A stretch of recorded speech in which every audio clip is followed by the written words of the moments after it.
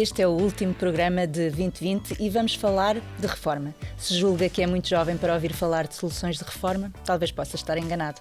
Mas se tiver dúvidas sobre este assunto, junte-se a nós e faça as suas perguntas nos comentários deste live. O nosso convidado de hoje, João Moraes Barbosa, especialista em finanças pessoais. Olá, João. Muito boa tarde e obrigada por aceitar o nosso convite. Antes de mais, eu queria fazer uma pergunta que é: porquê é que eu devo poupar para a reforma? É interessante pensarmos nisto. No passado achávamos que a Segurança Social ia suprir todas as nossas necessidades e cada vez mais se vê as pessoas a colocarem-nos essa questão, a colocar em causa: será que a Segurança Social está sustentável? Será que vai garantir as nossas poupanças e a nossa reforma? E temos percebido que isso é uma preocupação constante. E há aqui 2 ou 3 fatores que é importante termos sempre em mente. Em primeiro lugar, temos que poupar para a reforma por uma questão de necessidade.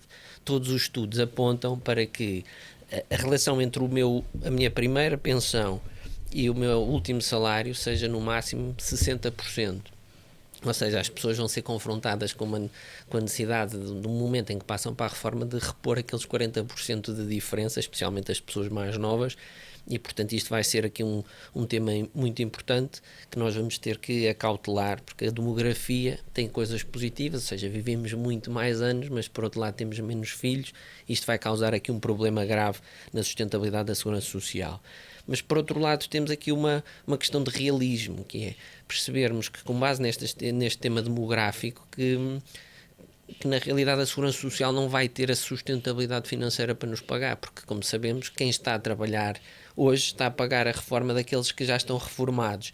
E, portanto, estamos numa situação em que não só o tema demográfico, mas também agora o aumento do desemprego e estas questões também de pandemia que também vieram a trazer problemas, faz com que, de facto, a Segurança Social, aquele fundo de estabilização da Segurança Social, vá acabar mais rapidamente e, portanto, cada vez mais impostos vão ter que ser usados para pagar as nossas necessidades. E, por fim, um tema muito importante é pensarmos que os reformados daqui a uns anos não vão ser os mesmos reformados de há uns anos atrás. Portanto, vamos reformar com níveis de educação superiores, com outros interesses, vamos querer viajar, etc. Mas também vamos ter mais despesas de saúde. E, portanto, temos aqui um cocktail, assim, algo explosivo, que nos leva aqui a ter uma noção clara, que é: se nós não queremos perder qualidade de vida, nós vamos ter que assumir a rédea das nossas vidas, da nossa vida financeira. Portanto, isso na prática representa começar hoje a poupar dinheiro. Vai ser um desafio. Claro. Muitas das vezes nós não queremos pensar na reforma porque a reforma traz-nos sempre o conceito da velhice, não é? E muitas das vezes não queremos pensar nisso. Mas, como estava a dizer, eu também concordo, realmente cada vez mais as pessoas podem envelhecer bem, não é? E realmente terem aqui outros projetos até para depois para a reforma. Acha que esta preocupação já é transversal também aos jovens? Acho que os jovens estão a ter uma preocupação maior. O seu dia-a-dia já está bastante mais, portanto, já não se prendem tanto, aquela questão da posse já não valorizam tanto, há uma liberdade bastante maior, não têm tanta fidelização ao seu posto de trabalho, estão mais focados numa lógica de projetos e, portanto, têm outro tipo de interesses. E começamos a perceber que os mais jovens vão tendo a noção, de facto, que vão ter que poupar um pouco mais para o futuro por uma questão de liberdade, que é não estarmos dependentes do Estado e podermos decidir aquilo que nós queremos fazer, se queremos viajar, se queremos, enfim, fazer aquilo que nós quisermos. Cada família tem as suas prioridades, tem muito mais esta preocupação de longo prazo. Agora tem um problema, que é aquela geração à rasca, não é? Portanto, a geração que não tem muito dinheiro para poupar, ou uma parte substancial de pessoas que não conseguem poupar e, portanto, precisam daquele rendimento mensal para fazer face às suas necessidades, mas é uma alteração de cultura, parece-me. E se tivesse que dar um conselho, quando é que acha que se deve começar a poupar? Eu acho que devíamos começar a poupar ontem. E porquê? Começar o quanto antes, porque já vimos este tema destes desafios demográficos e da necessidade de começarmos a poupar. E aqui a mensagem é muito importante, que é: quanto mais cedo nós começarmos a poupar, melhor vai ser, ou maior vai ser a poupança que nós vamos conseguir, menor vai ser o esforço que nos é exigido. Ou seja, se eu tiver 5 anos para poupar é uma coisa, se eu tiver 20 ou 25, o esforço mensal que me é exigido vai ser muito inferior. portanto, espaçamos estas entregas, por um lado. Por outro lado, beneficiamos do efeito dos juros compostos, que muita gente fala, que é o receber juros sobre juros, sobre juros e por aí fora. E, fundamentalmente, isto obriga-nos, esta mudança de mentalidade obriga-nos a mudarmos os nossos hábitos de consumo e os nossos hábitos de poupança. Portanto, vamos criando hábitos, somos aqueles animais de hábitos, e à medida que determinados comportamentos entram no nosso dia-a-dia, nos nossos hábitos, vão-se reforçando e acabamos por nem sentir que estamos a... Não é fazer um sacrifício, porque acredito que a poupança deve ser vista pela positiva, deve ser visto como algo que me vai dar liberdade no futuro, que é algo que me vai permitir atingir os meus objetivos, mas, portanto, não ver tanto como um sacrifício, mas como algo que é natural. Entra o dinheiro na minha conta bancária, eu nem noto que ele saiu e estou a poupar todos os meses. Isso acaba por ajudar muito este esforço de poupança. Portanto, começar o quanto antes. Há pouco dizia que realmente há aqui, se calhar isto também é cultural, mesmo para quem tem pouco dinheiro. É possível começar a colocar mensalmente valores de parte para a reforma? Isto é muito curioso. Quando alguém fala de poupança e de investimento, pensamos sempre que é algo que só está acessível a pessoas que têm muito dinheiro ou que têm muito rendimento. Isto não é verdade. Cada vez mais existem soluções de poupança, e não falamos apenas dos típicos produtos pensados para poupar para a reforma, como os PPRs, mas outro tipo de produtos, como fundos de investimento ou outras classes de ativos, que a partir de montantes muito baixos, tipicamente é uma unidade de participação de um fundo, às vezes é 1 euro, outras 5, outras 10, outras mais, mas é possível, com pequenas entregas, sendo recorrentes ou sendo pontuais, é possível irmos constituindo aqui um fundo para emergências, um fundo para sonhos e um fundo para a reforma. Portanto, os mercados financeiros estão abertos a todos. Agora temos que desmistificar aqui um bocado esta ideia de que é tudo muito perigoso e que há muito risco e que posso perder o meu dinheiro todo. Enfim, se soubermos o que estamos a fazer, certamente que não vamos perder o nosso dinheiro. Temos é que vencer a inércia. Portanto, começar o quanto antes com entregas programadas. E isso acho que é uma daquelas dicas importantes, que é: nós, para além de termos esta necessidade de criar hábitos, nós somos muito confrontados com um tema que é a inércia. Ou seja, isto é visível em algo muito simples. Por exemplo, quando se vê uma notícia que um banco vai aumentar as comissões bancárias, o que é que acontece? Nada. Portanto, as pessoas refilam, as pessoas queixam-se. Por acaso, o nosso site tem um pico de pessoas à procura do melhor banco para a conta bancária. Mas na realidade as pessoas, e por acaso até lá está, mas aqui as pessoas, a certa altura, não fazem nada porque é inércia, custa muito mudar. E até em alguns países, as contribuições para a reforma, para fundos de investimento ou para os PPRs lá do sítio, é algo que está assumido à partida. E, portanto, se eu não quero contribuir, eu vou lá ter que dizer que não quero contribuir. Isto só por ter que fazer este hábito de assinar, esta coisa de assinar um papel, a taxa de poupança para a reforma aumenta bastante. Porquê? Porque existe muita inércia que temos que vencer. E neste caso o investimento é usarmos a inércia a nosso favor e com isto esquecermos que estamos a poupar. Quando nós temos aqui a fazer cálculos de quanto precisamos juntar para a reforma, o que é que se deve ter em consideração? Em primeiro lugar, parece-me que temos que tentar, obviamente, para algumas pessoas é um exercício de muito longo prazo, é tentar visualizar quais é que vão ser as nossas necessidades de poupança, as necessidades do dia-a-dia. E, por exemplo, se calhar eu quero viajar, ou eu quero viajar todos os anos, ou eu quero ter um dinheiro disponível para ajudar os meus filhos, ou eu quero ter dinheiro disponível para as despesas de saúde. Tenho que ter mais ou menos uma ideia para mensurar estas despesas e depois simular aqui um pouco aquilo que vai ser a minha reforma da Segurança Social ou de outro sistema que nós tenhamos. Isso é muito simples. No site da Segurança Social já há estes simuladores. Algumas entidades também têm simuladores que fazem, obviamente, uma extrapolação com base em questões estatísticas e por aí fora, mas permite-nos ter uma ideia de quanto é que vamos ter, qual é que vai ser a nossa primeira pensão e, portanto, definir aqui qual é que vai ser aquele montante que nós temos para poupar.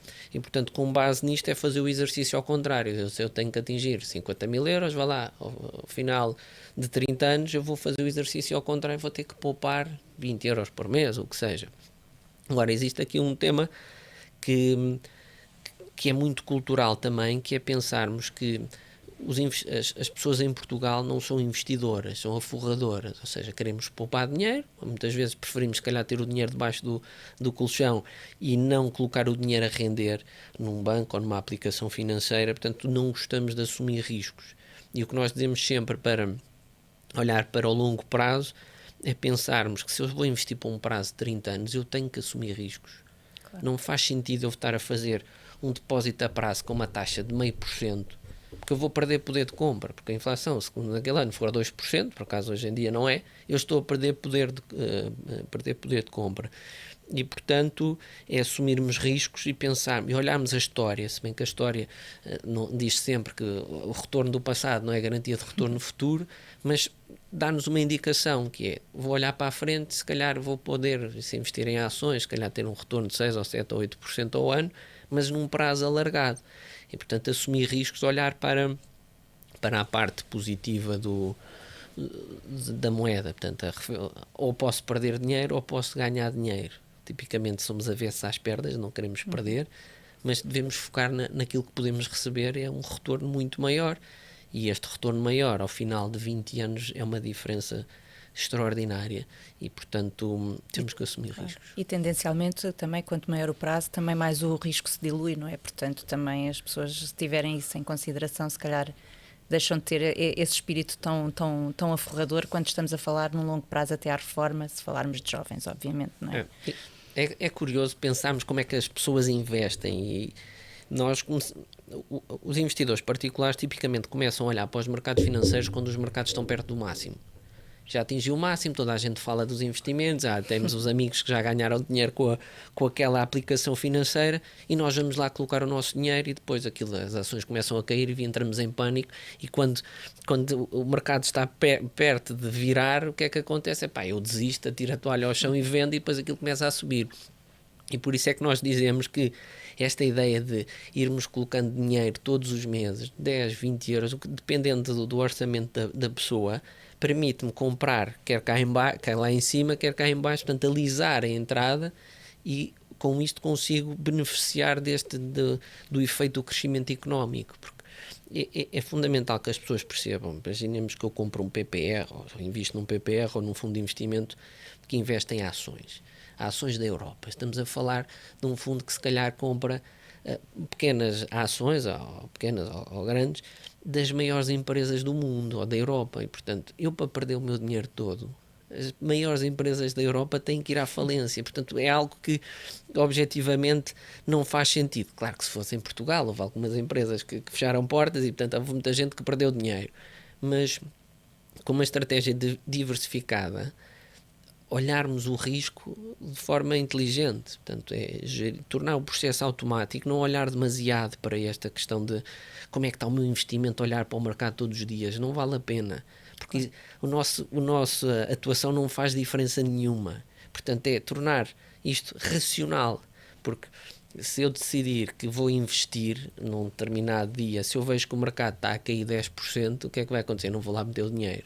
Mas se calhar é nessa altura que eu devo investir. Portanto, ter uma regra mensal de investimento permite claramente fugir desta lógica de que os mercados financeiros têm muito risco. E depois também há muitos produtos. As pessoas olham e se calhar às vezes têm alguma indecisão de onde é que devem aplicar o seu dinheiro para a sua solução de reforma. Quero falar um bocadinho sobre os diversos produtos que há no mercado. Sim, portanto, ao falar da reforma, ou muitas vezes para não colocar este chavão assim que para muitas pessoas é daqui a 20 ou 30 anos, muitas vezes falamos da lógica do investimento para o longo prazo. Portanto, não colocar isto é só para a reforma, mas eu posso investir para 5, para 10 anos ou para um pouco mais. Existem várias aplicações.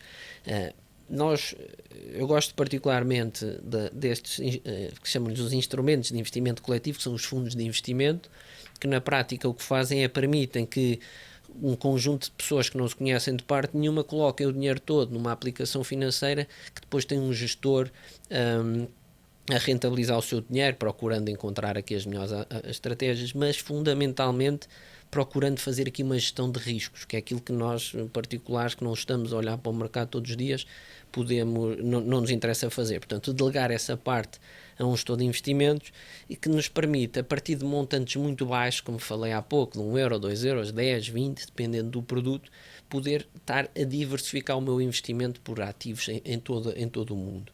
Isto são os fundos de investimento. Depois temos um tipo específico de fundo de investimento, que são os planos de poupança-reforma, que pessoalmente acredito que, dependendo da sociedade gestora, são provavelmente as melhores aplicações financeiras que existem.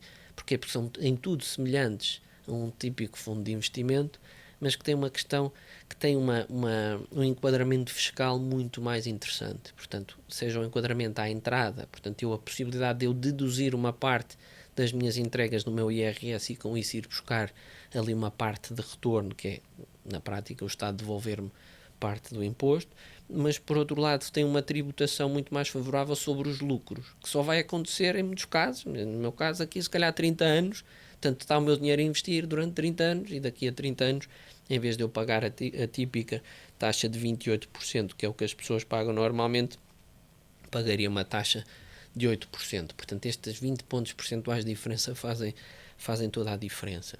E eu falo destas aplicações de fundos de investimento, como poderíamos, por exemplo, falar de fundos em forma de seguros financeiros que também são em tudo semelhantes e também têm um bom enquadramento fiscal, mas sempre na ótica de uma carteira diversificada, a possibilidade de escolher 1, 2, 3, 4 aplicações, com um horizonte de investimento de longo prazo, mas sempre com a possibilidade de assumirmos uma parte de risco. Não precisa de ser todo. Se eu não gosto nada de risco, uma carteira de 100, se calhar ponho 10 em risco e os outros 90 ponho em produtos que não têm risco. Porque aquilo que se vê hoje em dia no mercado é que as soluções que existem têm taxas garantidas de 0. Portanto, não há. Os bancos não conseguem garantir um retorno, porque têm que assumir essa responsabilidade. Não tem um retorno acima de 0, acima de 0,1, 0,2. Portanto, não é por aí que nós vamos conseguir acumular riqueza. Portanto, temos que assumir aqui algum risco. E claramente os PPR são aplicações extraordinárias nesse aspecto. Depois temos estado aqui a falar em programar aqui estes valores mensais, mas também podemos e devemos ajustar esse orçamento mensal para o investimento da poupança. Qual é a sua opinião? A minha opinião é que a primeira despesa que nós temos que ter enquanto família é exatamente poupar. Ou seja, quando fazemos o nosso orçamento, vamos ver quanto é que nós recebemos, vamos ver onde é que nós vamos gastar, e aí temos sempre forma de encontrar sítio para gastar o nosso dinheiro. E se o dinheiro está parado na conta bancária, com certeza não vai chegar ao fim do mês. Que então eu tenho ali aqueles 100 euros parados, dá muito jeito ir almoçar fora, jantar fora, comprar um novo par de casa, enfim, encontramos sempre desculpas e sempre desculpas para não começar a poupar.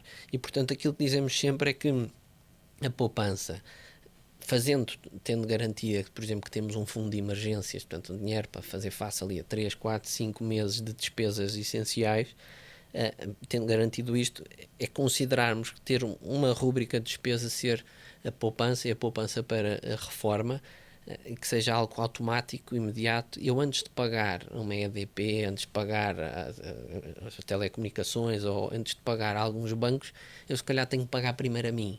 E se pagar primeiro a mim é colocar dinheiro numa conta, e numa conta que não seja naquele banco tradicional, porque há bancos, e o Ativo também tem essa oferta, que tem inúmeros fundos de investimento que a pessoa pode aplicar o seu dinheiro, mas tem que estar sempre uma parte no nosso orçamento, porque senão certamente não vamos poupar. Claro. Isto lá está, é cultural, não é? Depois devemos aqui também...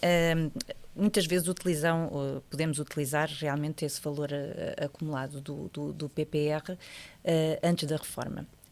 Em que situações é que acha que isto se deve fazer? Sim, esse tema tem sido muito popular. Aliás, um dos artigos que nós temos mais lidos no nosso site é exatamente como é que eu posso resgatar o meu PPR.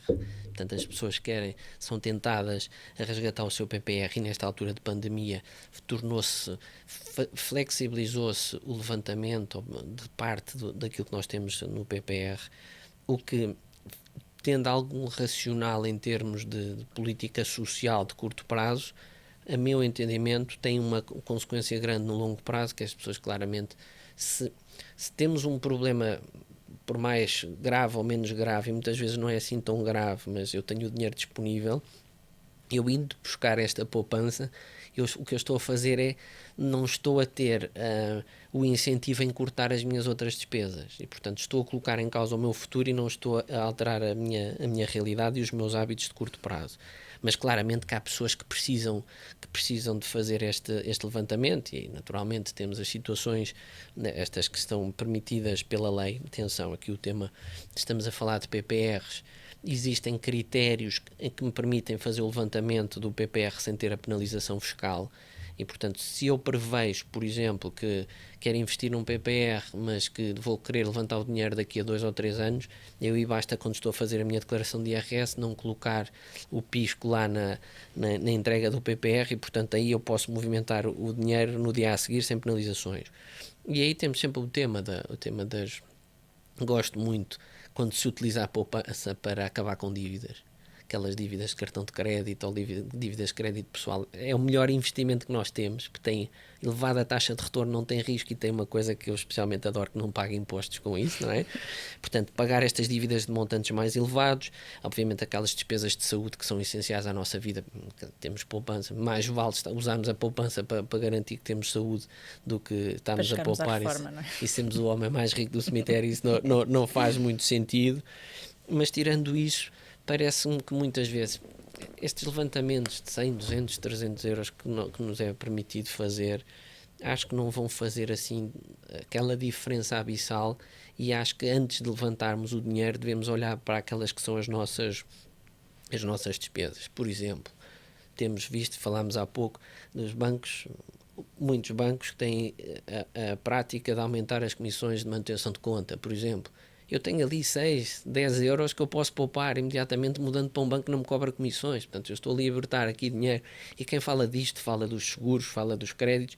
Existe sempre, e isto é algo que nós procuramos transmitir às pessoas, existem sempre estratégias que no curto prazo me permitem libertar espaço no meu orçamento para fazer face a estas outras despesas que vão surgindo. Obviamente, as pessoas vão entrar, muitas delas, infelizmente, em situação de desemprego, ou tiveram situação de layoff e de cortes de rendimento e por aí fora, e aí temos que acudir ao curto prazo, mas ter sempre o incentivo de fazer uma análise crítica de onde é que estamos a gastar o dinheiro, porque tipicamente as pessoas não sabem, e é curioso, aqueles 10 euros, 5 euros que vão saindo todos os dias na nossa conta bancária, nas pequenas despesas do dia-a-dia, no final de contas pesam bastante.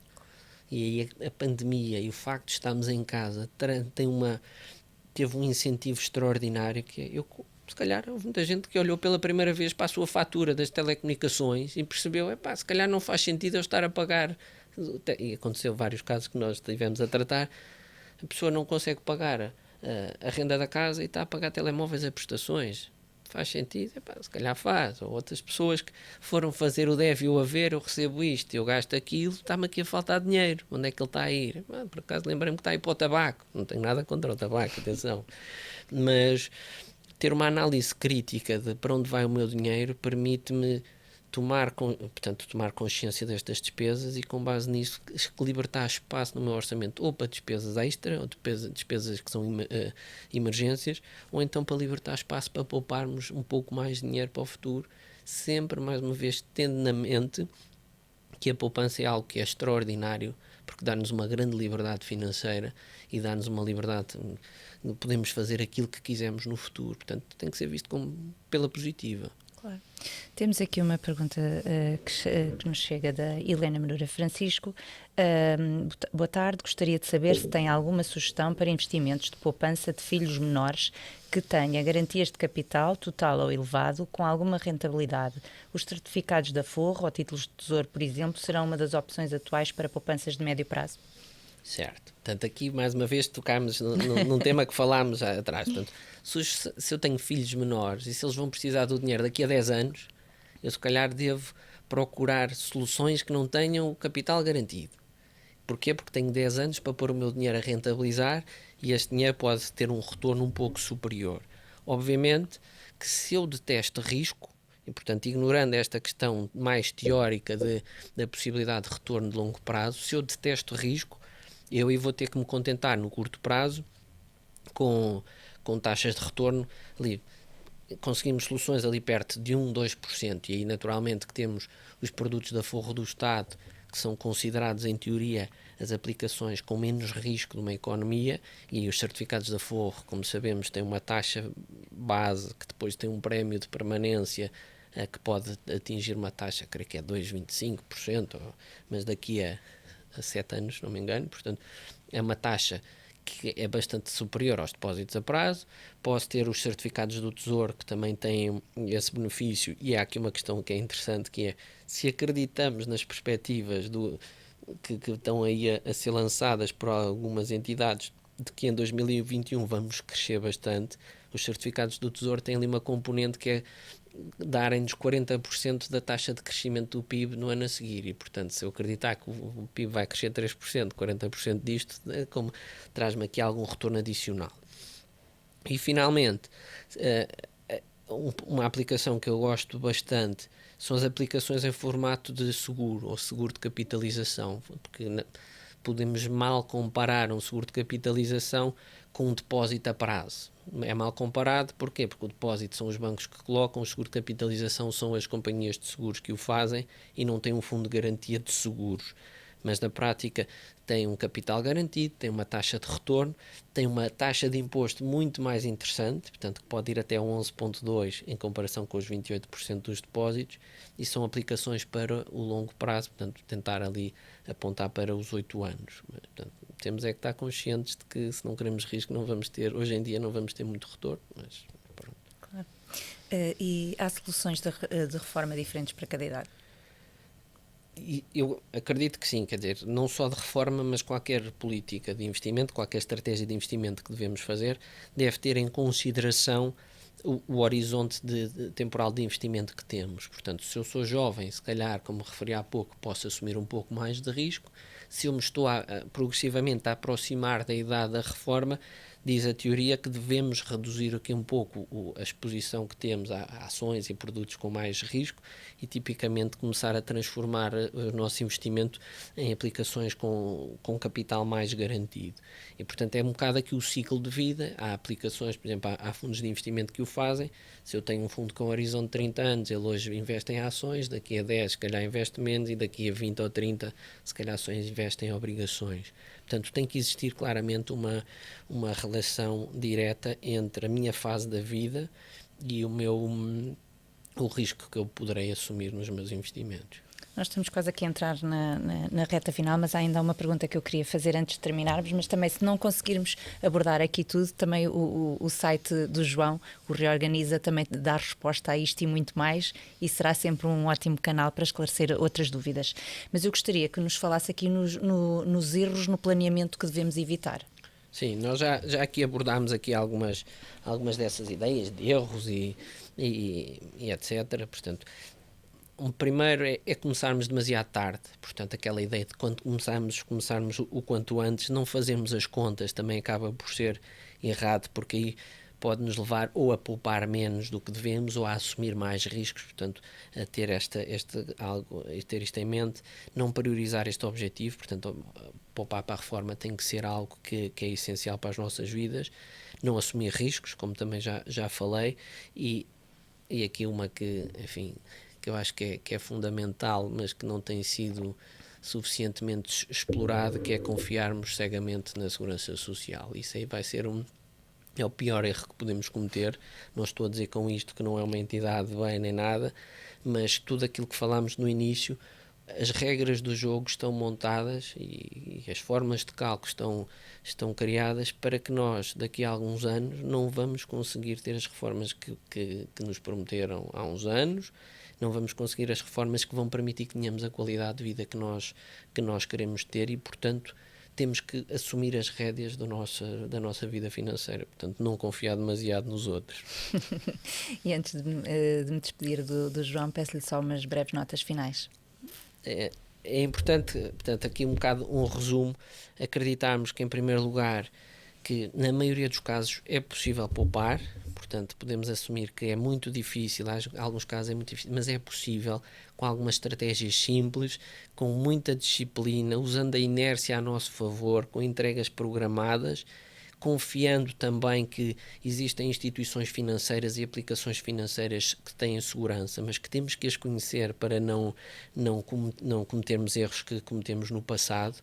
E depois é aproveitarmos tudo o que estes automatismos nos permitem para dedicarmos tempo àquilo que realmente importa. O dinheiro tem uma importância na economia, nas nossas vidas, não é o mais fundamental e, portanto, devemos usá-lo como um meio, não como um fim, tornar o processo automático e dedicar-nos àquilo que mais nos importa, à nossa família, aos nossos amigos e por aí fora.